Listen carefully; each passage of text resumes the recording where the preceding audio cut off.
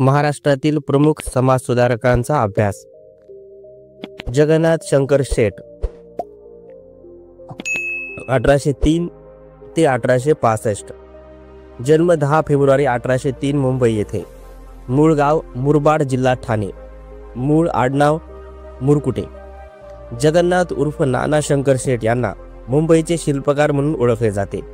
दानशूर स्वभावाच्या नानांनी गोरगरीब जनता व अनेक संस्थांना आर्थिक मदत केली.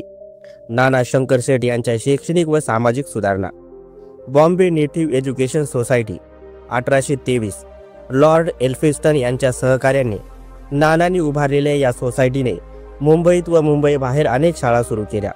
1845 मध्ये स्टुडंट लिटररी अँड सायंटिफिक सोसायटीच्या स्थापनेसाठी नानांनी मोठी आर्थिक मदत केली.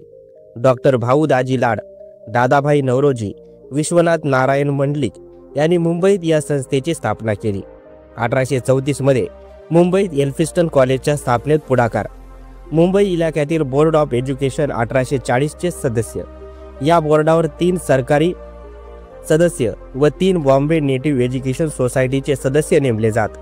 या संस्थेचे 1856 मध्ये शिक्षण खात्यात रूपांतर. मुंबईच्या कायदेमंडळाचे सदस्य. मुंबई विद्यापीठाच्या स्थापनेत पुढाकार. बॉम्बे असोसिएशन 1852. जनतेची दुःखे सदशीर मार्गाने सरकारपुढे मांडण्यासाठी दादाभाई नवरोजी व भाऊ दाजी लाड यांच्या सहकार्याने नानांनी या संस्थेची स्थापना केली. निधन 31 जुलै 1865. नाना हे मुंबईचे अनभिषिक्त सम्राट होते.